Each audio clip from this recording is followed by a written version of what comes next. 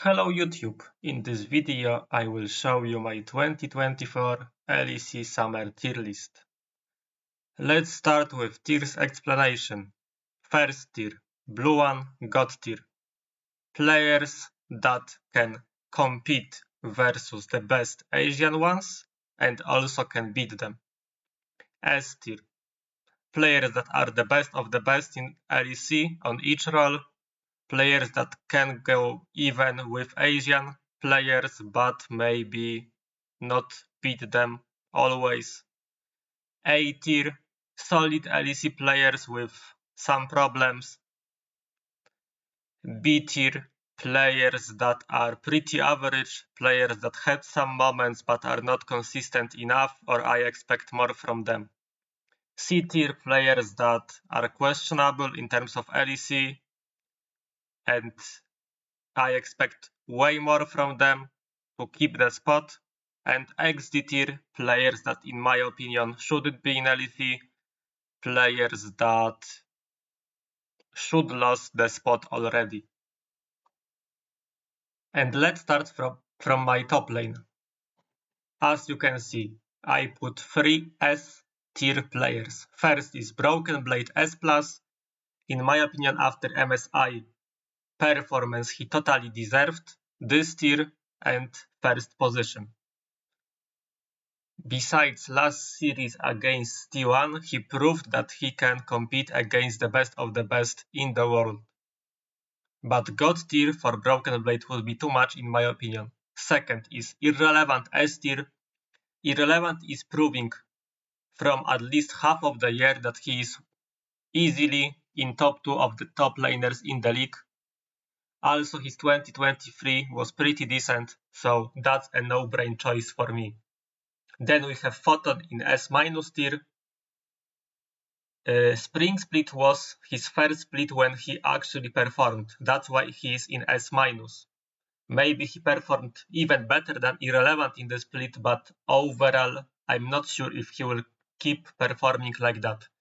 Then we have new top laner from K-Corp, Kanna, in A tier. Kanna should be on paper pretty damn good, even if he's not speaking English.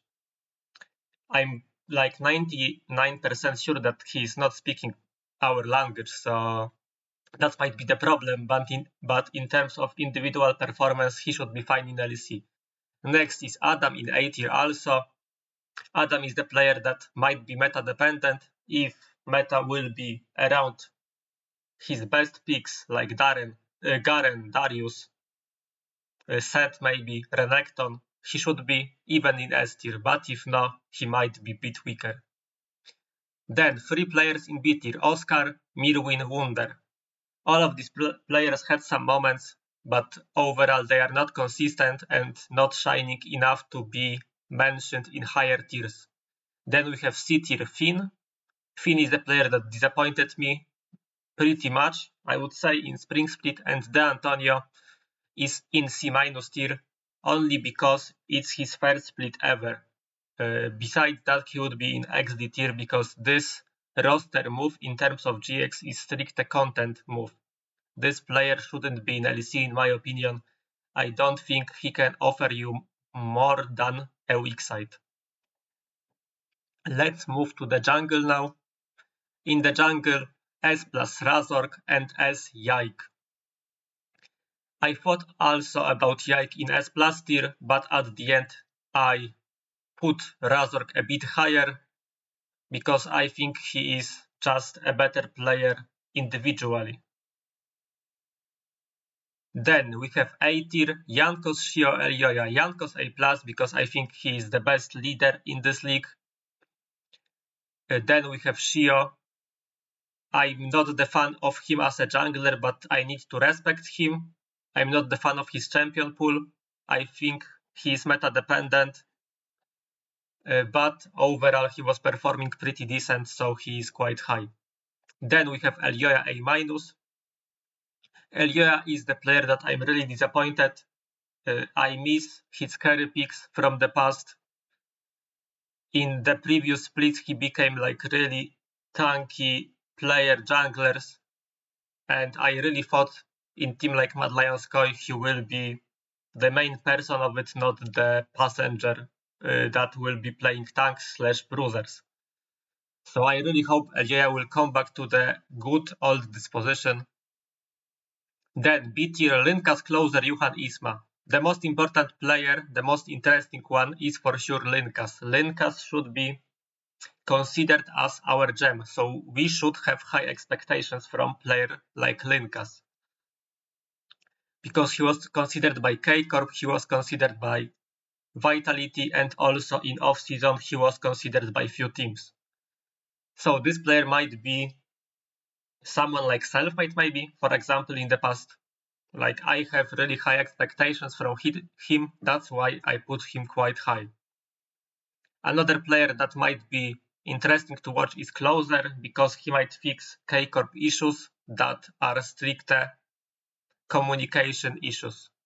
He should be the leader of this team, he should be the main shot caller, and I hope he will fix a lot of K-Corp issues that they have in previous splits. Let's move to the mid lane now.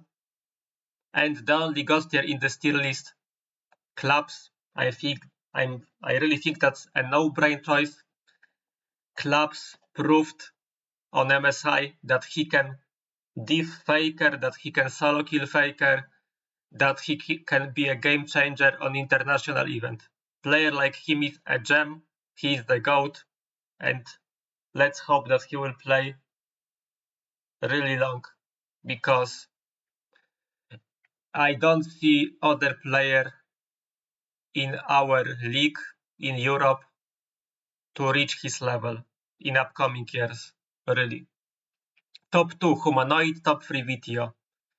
Humanoid is the player that in Prime can at least try to contest caps, but the question is if he will show his Prime or not. Then is Vitio. I really like Vitio as a player. I think he's really creative and flexible. That's why I put him above Nuke. For me, Nuke is really meta dependent. I think that in previous splits, spring, winter meta was really friendly towards Nuke. He's pretty good in terms of team fighting, but besides that, I'm not the fan of this player just because of the champion pool. And then I think all of the remaining mid laners are pretty much average. Yeah, Frescovi, in my opinion, is the best of them, but the rest are kinda average. I'm not saying that they are bad, but they are not shining enough, or they are just disappointing, like Niski, like Larsen. Jackie, Zvairo are okay, but just okay in my opinion. About Vladi, I don't want to overreact on him. He's only 18, so I want to give him a time to adapt to the league. Let's move to the AD carry. Maybe it will be controversial for you, but for me the best AD carry in the league is still Flacket. For me this guy is most consistent and also has the biggest champion pool among all of AD carries. In my opinion, he is the only player that can play Yasuo, that can play some mate like Seraphine, even Brand, and can play normal AD carry. I don't think other players can do this, so that's why I value Flacket really high. The other player in S- tier is Karzi. His carry performance might be crazy good, but I'm not the fan of his missed positions sometimes or crazy ins. In terms of Hans Sama, we can say that he can have crazy Draven games, crazy Kalista games, but in my opinion, his champion pool is quite small. I said on my stream that this top 3 can be in any order and I would be fine, and that's totally true. It depends what do you prefer. If you prefer Flacket consistency, you choose Flacket. If you prefer Hans Sama comfort picks, you go for him. If you prefer Karzi carry potential, you go for him. Top 4 A+, Ice from BDS, totally deserved spot. Then we have Noah from Fnatic, A tier.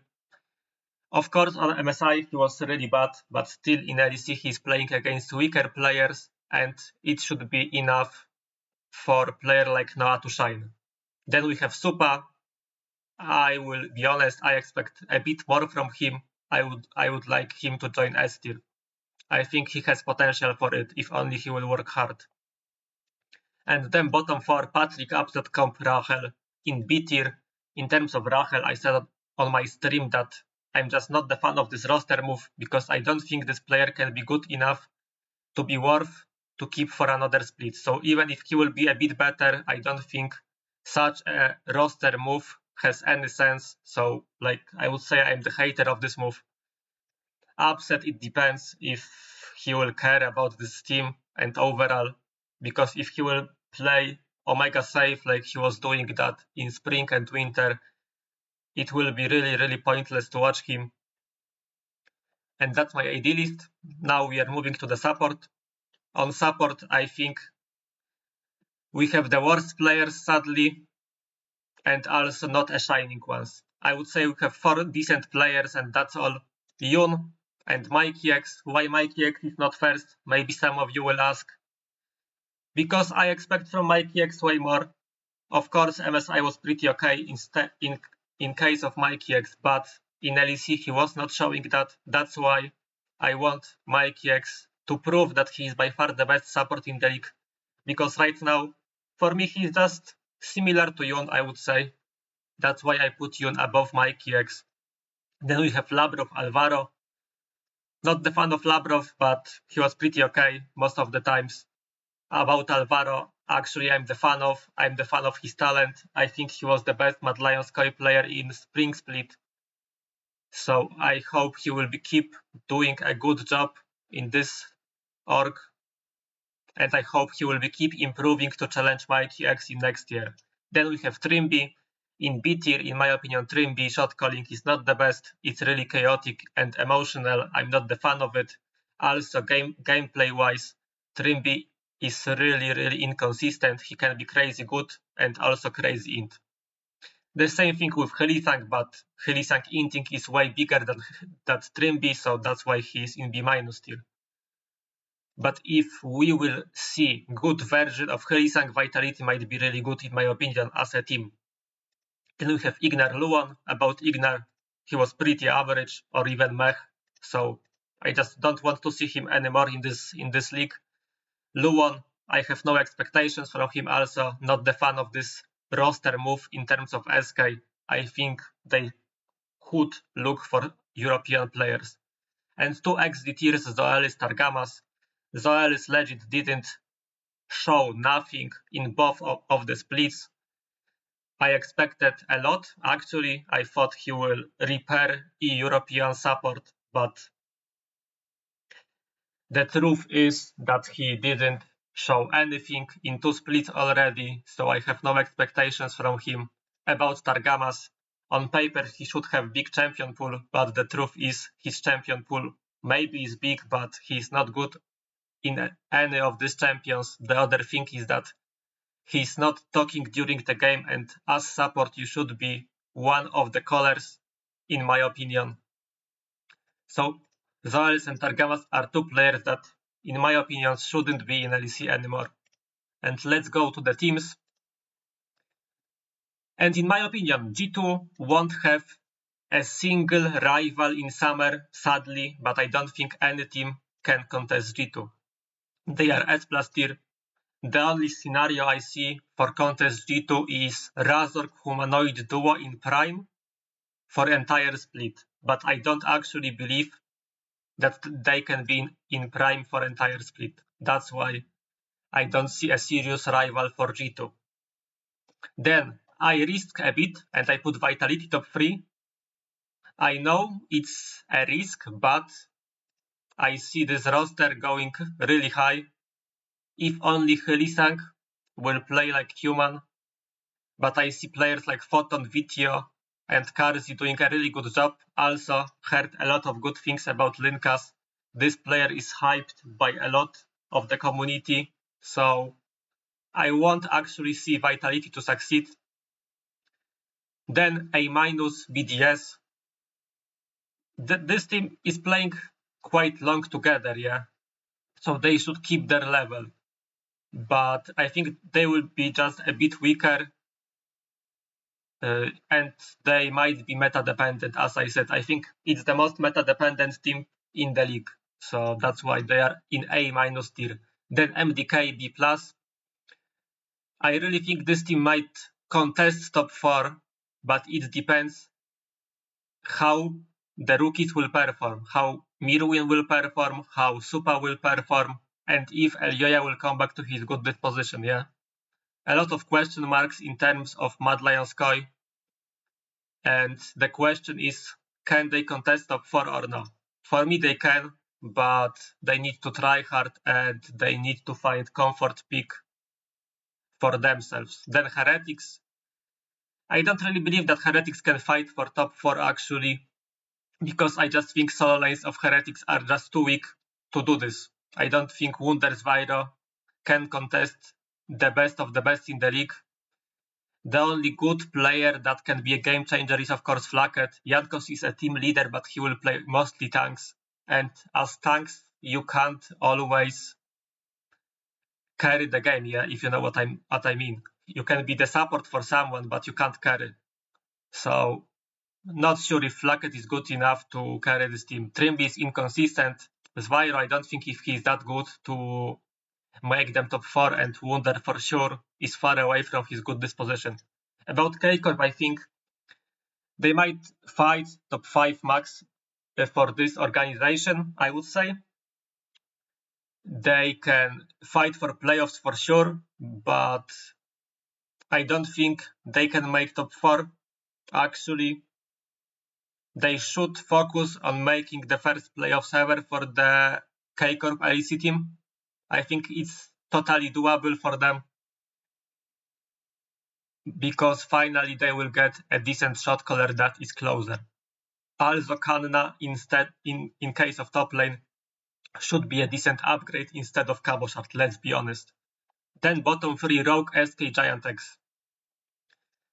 Maybe SK City is controversial, but first of all, Irrelevant is really good. Yeah, we all know that. But besides that, SK lot a lot in terms of communication. They got Korean duobot that is not speaking English for 99%. Second thing is that Niski is far away from his good disposition and is not that sure if he will come back to this, yeah. And third thing is that, in my opinion, Isma is not good enough to be a game changer for them. So, yeah, I feel like this team lost a lot in terms of communication, and it might be a problem for them in the summer split. Rogue might make playoffs, yeah, but it doesn't really matter.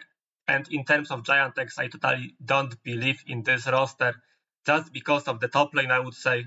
Also not the fan of the jungle change.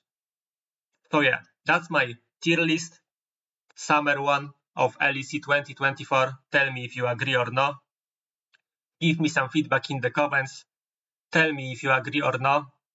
Appreciate likes and subs. The most controversial things on my list, I think, Flacket top 1, Yun over Mikey-X maybe, Nuke top 4 only. Yeah, that's the controversial things in terms of my tier list, I would say. So thank you for watching. Hope you enjoyed that. And see ya.